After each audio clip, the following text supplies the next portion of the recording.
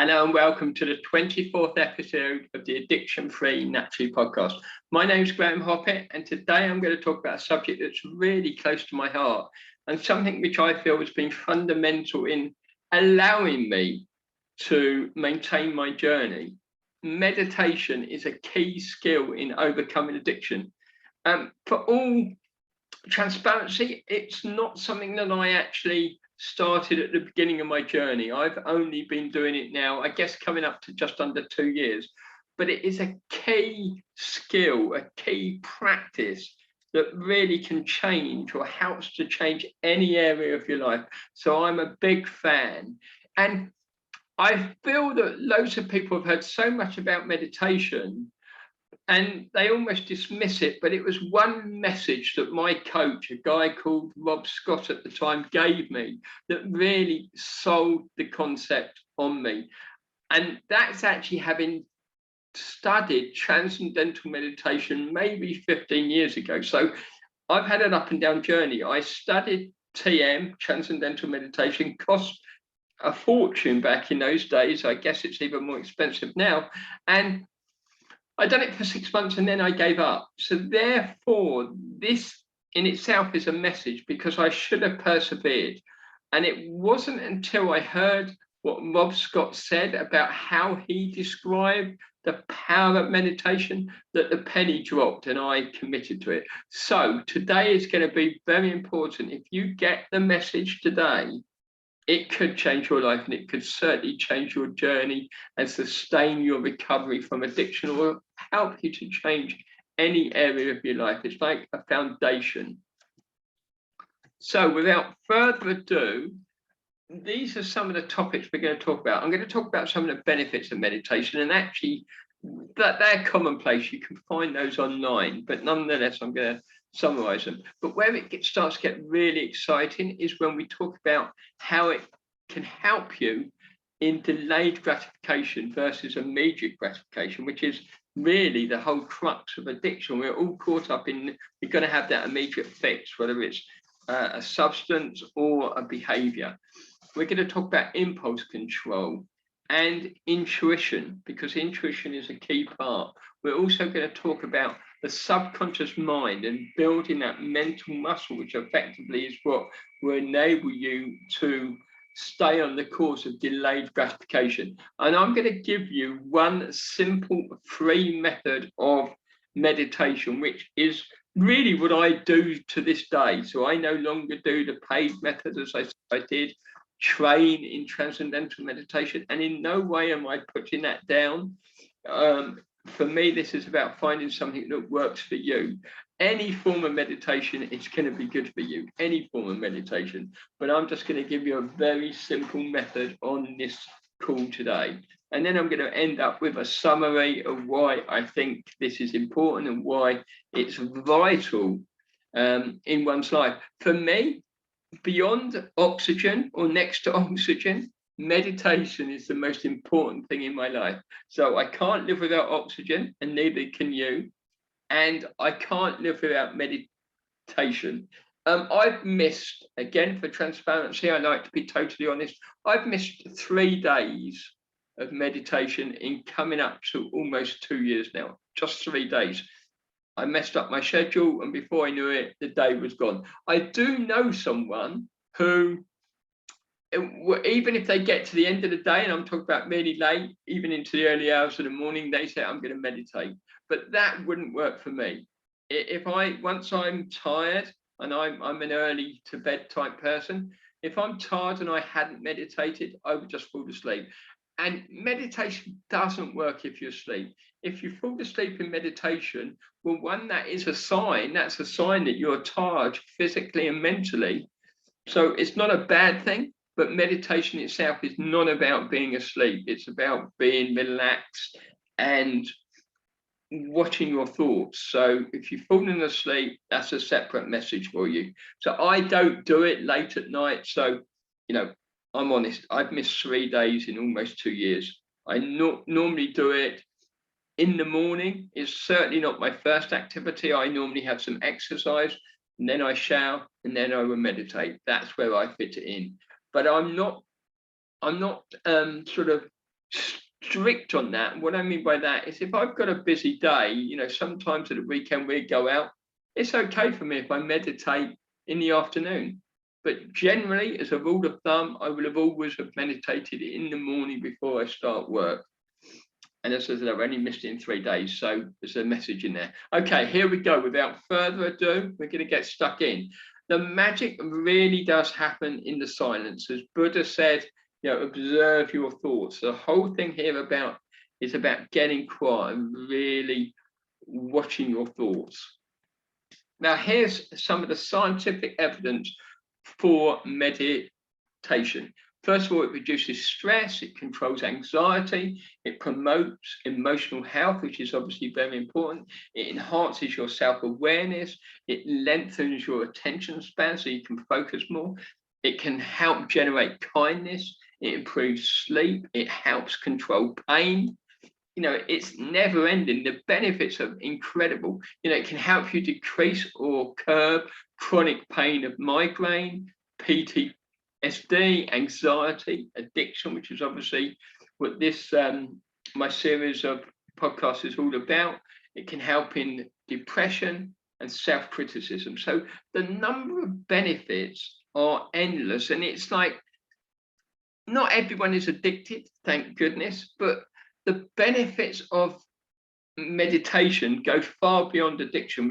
I've given a long list here so they can help in everyday situations. It is really a foundational tool, a foundational practice, a skill, whatever you want to call it, but I cannot recommend it highly enough. So here's the cool stuff. Here's really the important stuff. And we're going to talk here about the delayed gratification, because by meditating, it will help you to start delaying that gratification. So you're moving away from that need for immediate gratification, which is obviously a driver in any addiction. Delayed gratification is actually run from the prefrontal cortex, whereas your immediate gratification is processed in the emotional center of the brain. And the reason that's important is lots of the work, the practice of meditation is going to strengthen your prefrontal cortex. So that is why we want to do this. We all have two parts of ourself, really. The first part is our intention for our best self. That's the part that honors really our future self by following through on our goals. The second part is all about impulses. It's the part of us that wants to respond to social media posts, eating junk food, laying on the couch, binge watching Netflix. That's your immediate impulse. But whereas think of delayed gratification versus that immediate fix. So we want to be able to delay, to put off that need for instant gratification.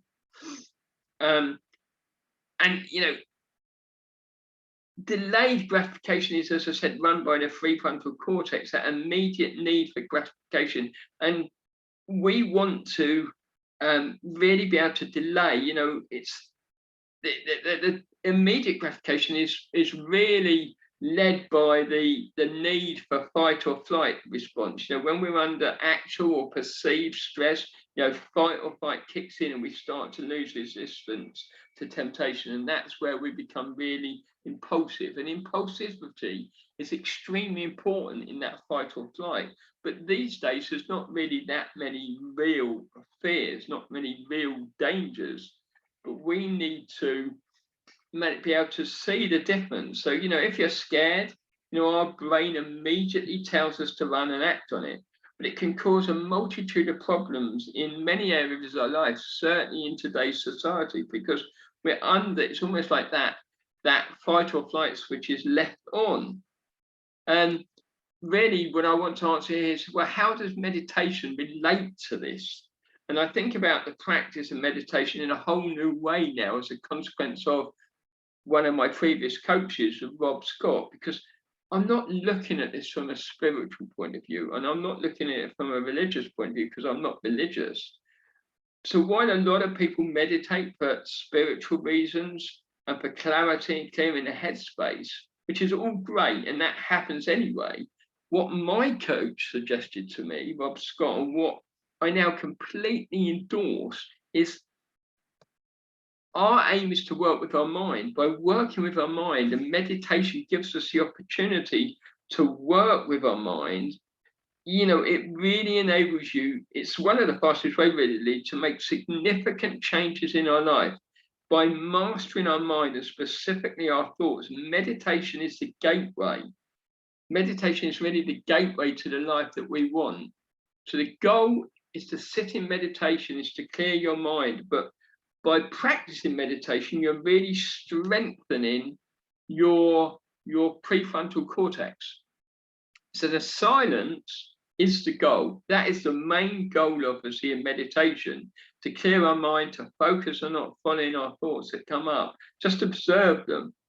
That's the goal. It's a repeated practice to have an impulse, yet to decide to stay on track with our goal. And our task in meditation is to just observe our thought and to go to effectively let it bypass us rather than keep attaching it and thinking about it. And it's a repeated practice to have that impulse, yet decide to stay on track. And it's this aim to actually place your mind and stay on track, to stay on focusing on, say, your breath, and we'll come to a method later. That's difficult from our brain, and that is the practice we're doing. And as our brain wants to take its thought and run with it, by bringing it back, we are slowly training our brain for delayed gratification. So all of a sudden, you're going to get a thought come in about maybe a TV show, and your mind wanting to think about it, or you're thinking about your dinner. So your brain is racing away. But the goal here is the silence, and it tells us to notice our thoughts coming up and actually to let it go. So in order to continue sitting in silence, you are training your brain to delay gratification. So in meditation, the thought comes up, I want to follow it, but I stay on track. I want to stay on track. I'm seated, my mind wants to follow the thought, but when I become aware of my goal for silence, it immediately allows me to come back to the sensation of just sitting there. I mean, you might continuously have thoughts popping up, and that's actually an incredible training session, because your objective here is to always go back to the nothingness, to the quietness. So when you have a thought come up, you just let it go. You've observed it, you've let it go, you're back to your breath or whatever you're focusing on. As I said, we're going to come back to that in the method.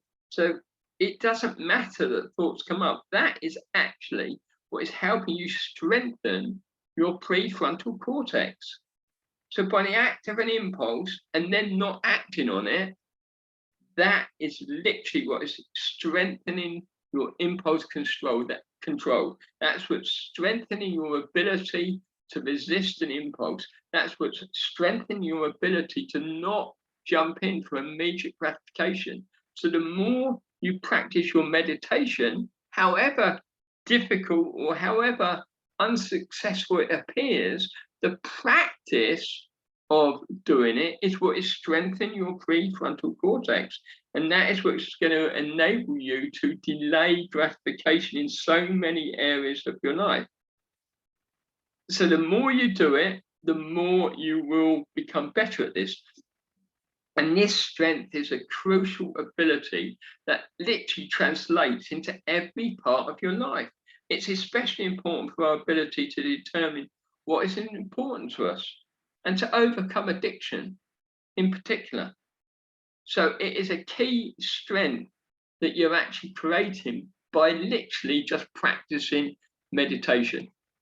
Meditation builds up the connections in our brain in the prefrontal cortex.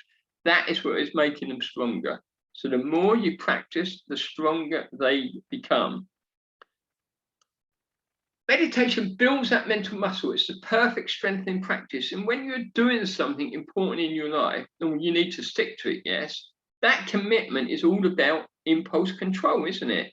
If you're trying to lose weight, you have to stick with your diet. If you want to improve in any area of your life, you need to stick with your plan. And that requires being able to overcome the impulses that come up to tell you to do something different. So that commitment to any goal in your life is all about impulse control. And actually, your practice of meditation every day is strengthening your impulse control. And that is why I recommend meditation as not only an incredible tool to enable you to stay out of your addiction and out of your addictive behaviors or substances, whatever you're doing, but it's literally in strengthening all of your neural pathways. It's an important part of neuroplasticity. And when you understand the importance of neuroplasticity, then meditation is actually building up the connections in our brain, in the prefrontal cortex, literally making them stronger.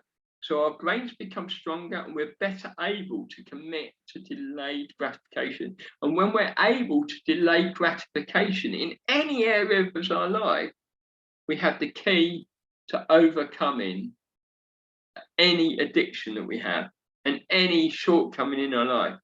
So it's going to help in all these situations which we're giving short-term gratification, and we're jumping in to short-term gratification rather than looking and waiting for the longer-term benefit. So, if you suffer from, eating junk food or a sugar addiction or those situations where you may be putting off, such as, doing your accounts is a classic for me. Well, this, by strengthening my neural pathways, by strengthening my ability to overcome impulses not to go and do my accounts, this has helped me do things that I don't necessarily want to do. So imagine the power of impulse control in your life. What that really means is it means you'll stop becoming a victim, because you now have the strength to overcome those impulses that are telling you not to do something, or to, not to do what you need to do, but to maybe just binge watch or whatever. So it's really, really powerful. I cannot stress it enough. Now, meditation, in my opinion, gives us 3 incredible benefits. I mean, obviously, there's lots of benefits. I gave you the scientific benefits earlier, but specifically to overcome addiction and to improve any area of your life, I see 3 major benefits. First of all, you get so much quietness, awareness in that quietness. You surrender to what is, and it builds a mental muscle. So those 3 things, awareness, surrender, and building mental muscle, are real key in actually breaking the cycle of your addiction, whether that is a substance or behavior. So, and meditation also, because of the awareness and surrender, it helps reveal our deepest desires. And it actually gives us the ability to go about actually achieving them. Because we've got this quietness, we're no longer jumping about anymore. So they are 3 amazing benefits that come out of a daily practice of meditation. Another thing which is really important to mention is intuition and meditation, because they're literally 2 halves that dance together. Yeah, intuition is one of those words that people do throw around a lot, but without practicing or cultivating the skill to quieten one's mind, you won't be able to hear your intuition. You definitely will not be able to hear it on a daily basis, because it's just too noisy. Your mind is too noisy. And that brings up the subject of the critical mind versus the intuitive mind. Because here's the reality: if you don't have a daily meditation practice, then it's going to be very hard to tell the difference between your critical mind, which is literally shouting at you, and your intuitive mind. Think about it as a Wi-Fi system. But before we do that, let me just sort of say that, that critical mind, that one that's screaming at you, I suck, I'm fat, I'm skinny, I'm blah, blah, blah, I'm not good at this, I'm a loser. That's the critical mind shouting at you. And therefore, it's very hard to hear your intuition, because your intuition is more of a whisper. You're amazing. you're phenomenal, you're really good at this, but you can't hear the whisper when your critical mind is literally shouting at you. Yeah, so your intuition is whispering, giving you the clues, but your critical mind is shouting at you. So see intuition, creativity as a Wi-Fi network. Our brain is the gateway. The gateway. It's like our brain is really the hard part, but the collective intelligence is the left brain. So our right brain is our brain itself. Our collective intelligence is in the left brain, and intuition is the link. So our right brain is the router, really. It's the piece that allows us to connect to the collective intelligence, whereas the left brain is the actual computer itself. And through meditation, through intuition, we have the ability to actually access our fulfillment, our full fulfillment. Yeah, and that's really amazing, isn't it, when you think about it? Because the only true place that fulfillment resides is actually inside ourselves. And when we realize that, then we can achieve so much more and life becomes so much easier. So the more you meditate, the louder the volume on your intuition becomes and the softer that critical mind. So you can start to hear the whisper when you calm your critical mind. So the more we're looking for our fulfillment externally, in the next job, in the next boyfriend or girlfriend, the next car, the next zero on our bank account, the next whatever you happen to look for your level of happiness or fulfillment, as most of us do, until we die, we're doing that. But it's all internal, isn't it? When true happiness is an inside job, and intuition allows you to start seeing yourself in a different light rather than looking for all of this external validation. So I must reiterate, the magic happens in the quietness. The magic happens in your subconscious mind. And that awareness comes to your subconscious mind when you're quiet. And that quietness comes in meditation. So we need to change at the subconscious level. So if we want to change something in our life, whether it's our weight, health, addiction, overcome addiction, or become more confident, whatever it might be, we have to change it within the subconscious mind.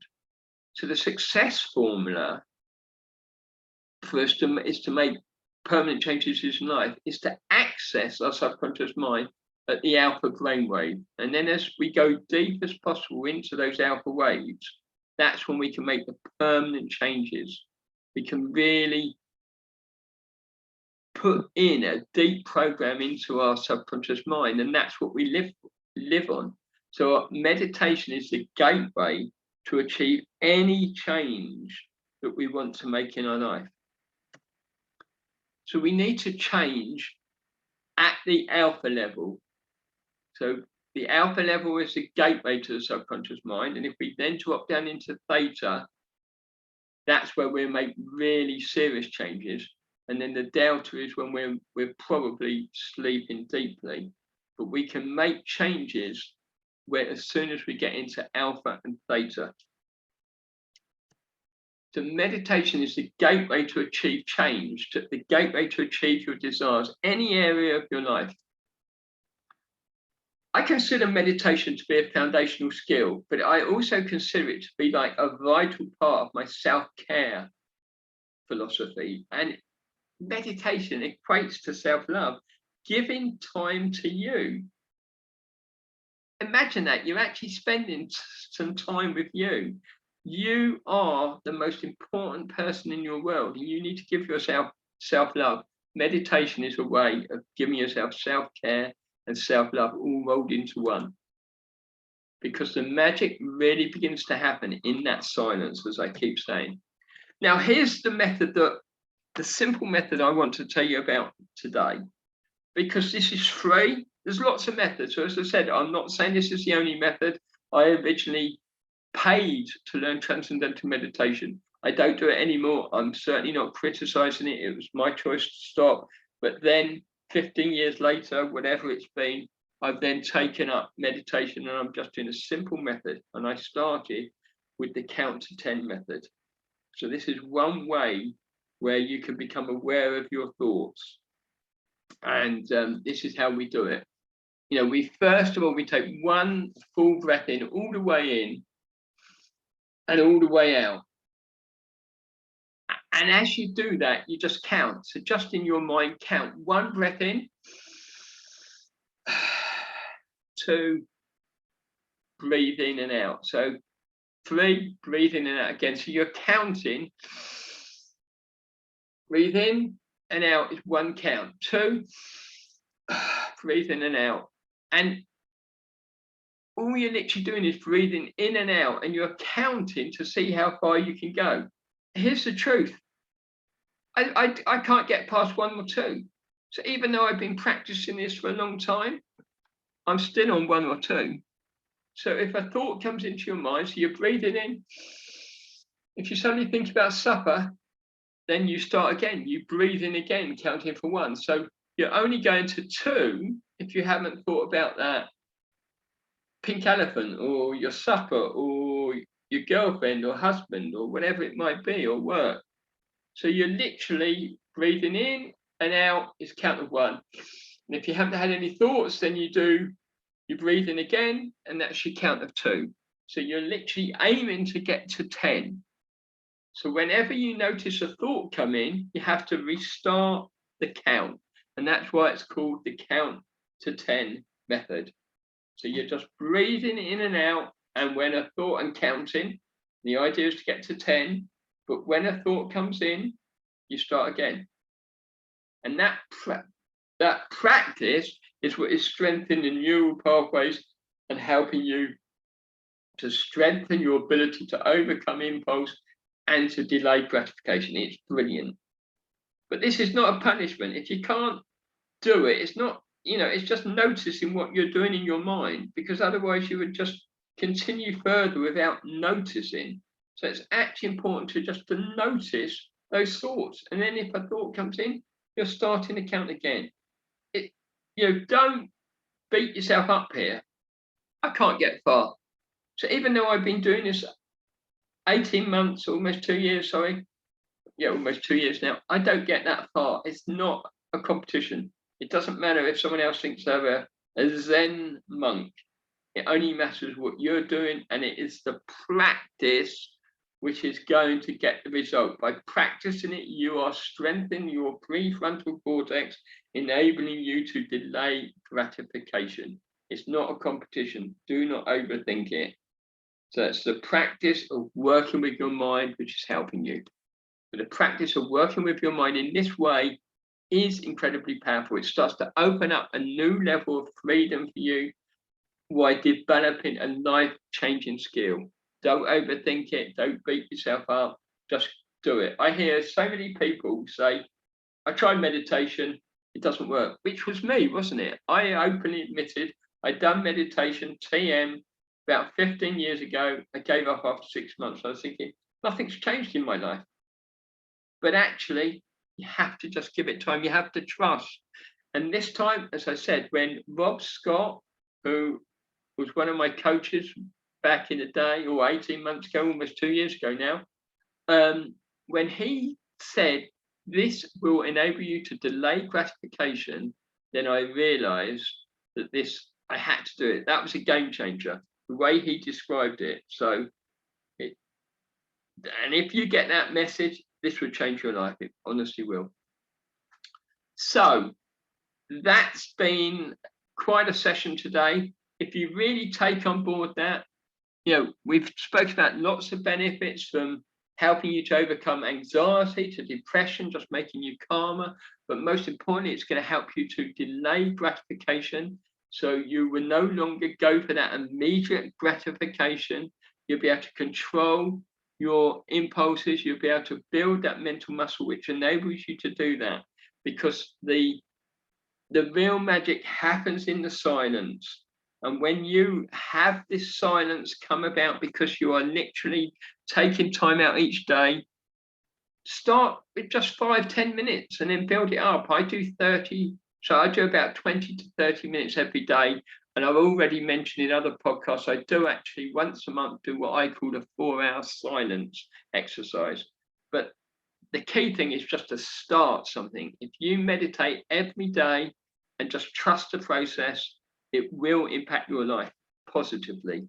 And when I heard about it this way, that it is actually training my mind, for me, that was the reason to do it. And I have missed 3 days in just under 2 years now. So it's a daily practice for me. It comes next to oxygen. So I highly recommend that you do meditate daily. So I wish you all the best wherever you are in the world. And I look forward to joining you on my 65th birthday next week, which is a Friday the 10th of December, where I will do the 25th episode, which will be a summary of the last 25 weeks. I look forward to seeing you then. Please start a meditation process because it is so very powerful.